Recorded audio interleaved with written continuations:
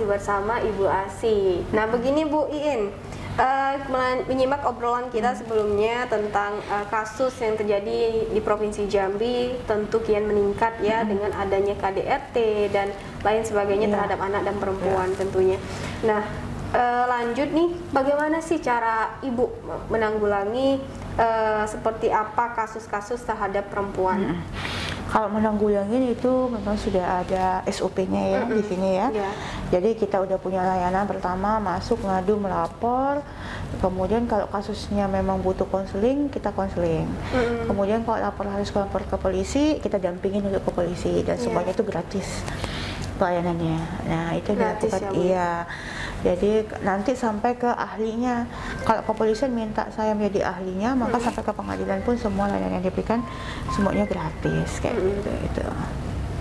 Jadi ini kalau misalnya Ibu nih, kalau misalnya untuk ini ya menemani korban itu ke polisi ditemani secara gratis ya. Dampingi.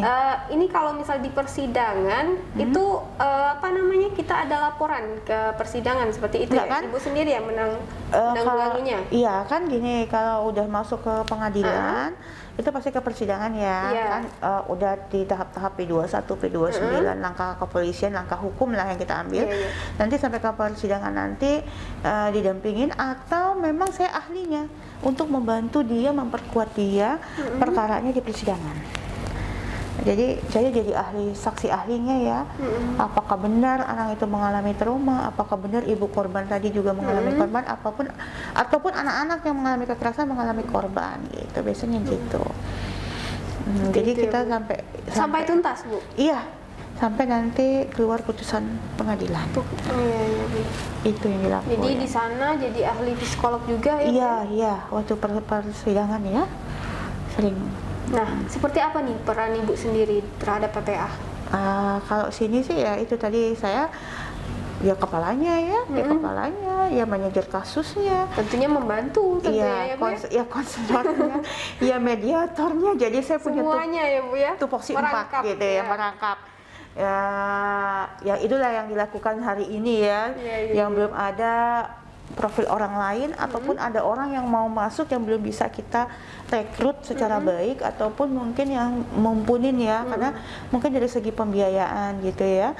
Kalau panggil konselor satu lagi, ini ada satu yang asisten saya suka bantu tadi Mbak yang foto tuh ya. Satu asisten saya itu yang bantu-bantu lah gitu membantu. Tapi memang pada kinerjanya tetap di saya gitu. Asisten hanya membantu apa yang kita ini aja ya? Iya, kebetulan yang terdaftarnya di UPTD itu nama saya gitu. Jadi di layanan UPTD ini di pusat itu dia punya layanan. Nah layanannya itu harus punya mediator berbasis PMN gitu ya. Kebetulan saya pernah ikut, jadi saya didaftarin namanya itulah. Tapi pada dasarnya semua timnya bekerja. Karena ada pengacara, ada psikolog, tim-tim kita ya. Dan ada mungkin Peksos, nah itulah kita bekerja bareng. Kerjasama tentunya. Karena saya hanya mengarahkan saja. Tapi pada satu profesi yang mediator, yang memang saya harus turun menjadi mediator gitu. Konselor saya mengamatin, saya juga jadi konselornya. Karena nanti yang menjadi ahli saya, jadi asistennya itu membantu. Gitu. Nah, program apa nih yang giat dilakukan PPA dalam memperjuangkan harkat dan martabat perempuan? Iya, sekarang hari ini program kita penjangkauan. Jadi kalau ada kasus korban, kita menjangkau ke rumah, home visit, kemudian melakukan terapinya mungkin konseling. Kalau kami tidak bisa melakukan itu, kami maka rujuk ke tempat lain ya, yang bisa membantu apa yang menjadi yang dibutuhkan oleh korban gitu. Jadi ada program tersendiri nggak? Misalnya program untuk memberantas ini? Oh enggak, karena tadi ya UPTD tugasnya hanya melayani. Benar. Kalau program begitu di bidang pemberdayaan perempuan, mereka boleh mengadakan bintek, sosialisasi, workshop ya untuk kegiatan. Tapi kalau kami hanya melayanin saja, makanya programnya apa? Menuntaskan kasus sampai selesai ke hukum. Kemudian kedua paskanya rehabilitasinya ya kita bantu untuk merujuk ke dinas sosial ataupun lembaga-lembaga lain yang dibutuhkan oleh korban kita itu. Berarti korban-korban itu direhabilitasi ya? Iya. Kalau dia butuh itu ya, kayaknya udah parah nih stresnya atau parah, dia silakan direhab, nanti kita rujuk kemana. Yang pokoknya selagi itu layanan pemerintah punya Pemprov Provinsi Jambi, maka itu gratis dan kami siap membantu untuk merujuk ke kantor-kantor yang memang membidangi.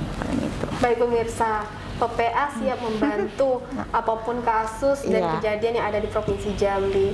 Masalah perempuan dan anak ya. Iya. Nah, sekarang apa nih harapan dan motivasi? Boleh di-share kepada pemirsa? Iya, harapan saya sih berharap, kami yang bertugas ini berharap, satu mungkin kalau pemerintah juga, kami di naungan bawah pemerintah, kami ingin juga harapan kami UPTD ini lebih besar ya, dengan kemampuan maksimal itu dalam melayani. Dan hari ini kami merasa kami udah memang maksimal, tapi memang fasilitasnya belum maksimal ya. Itu fasilitas ya. Fasilitas. Siapa tahu didengar oleh pemerintah. Iya, siapa tahu didengar sama Pak Gubernur gitu ya, bahwa atau mungkin mengundang Pak Gubernur untuk hadir di sini kan, melihat bagaimana kinerja kami dan bagaimana ruangan ini yang cukup sederhana ya, saya pikir untuk layanan 11 kabupaten kota. Itu salah satu harapan kami ya. Mana tahu nanti itu ke internal kami ya. Tapi untuk masyarakat luas, harapan kami kalau ada terjadi kekerasan, apapun yang terjadi boleh lapor di sini dan sangat dirahasiakan. Ya, jangan pernah takut gitu ya. Dan untuk pembiaya kami tidak akan memungut biaya 1 sen pun, karena ini bentuk layanannya semua gratis yang kami berikan di sini gitu ya. Tapi juga bukan berarti itu layanannya seperti apa ya, kayak kasus-kasus kemarin masyarakat salah tanggap. Kalau mau bercerai ke sini salah, kami tidak mengurus perceraian, tetapi mengurus kekerasan terhadap perempuan dan anak, dan itu bersifatnya pidana, bukan perdata.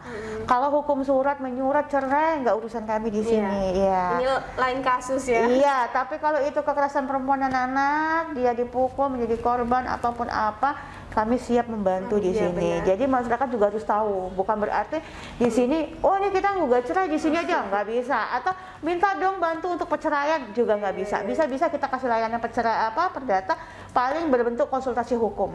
Oh ibu mau bercerai, kami punya layanan konsultasi hukum, bisa bercerita ya di situ dan bisa dibantu oleh pengacara kami untuk kemana perginya. Tetapi untuk menyelesaikannya nggak bisa di sini. Itu di pengadilan agama. Jadi mungkin itu harus dibedakan masyarakat juga. Tapi ketika dia ingin menyelesaikan kasus pidananya, menangkap suaminya yang telah membabak belurkan ataupun korban pemerkosaan seksual, nah itu bisa kami bantu gratis. Bantu ya gratis. Iya. Baik pemirsa, di sini bantuannya gratis dan memang untuk melayani masyarakat yang terkena kasus KDRT terhadap kekerasan sesuai dengan visi misi gubernur kami ya, menuju Jambi mantap itu Pak.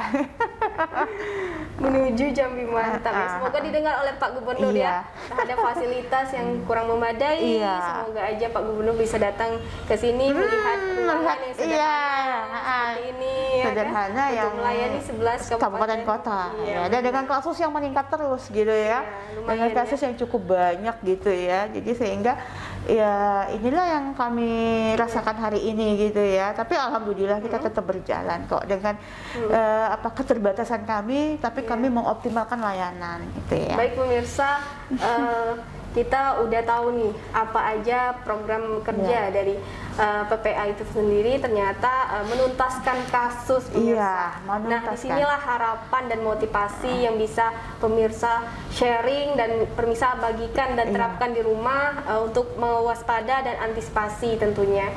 Saksikan terus seputar perempuan setiap hari Rabu pukul 9 pagi hanya di BTV Jambi Cerdas Bersinergi. Wassalamualaikum warahmatullahi wabarakatuh.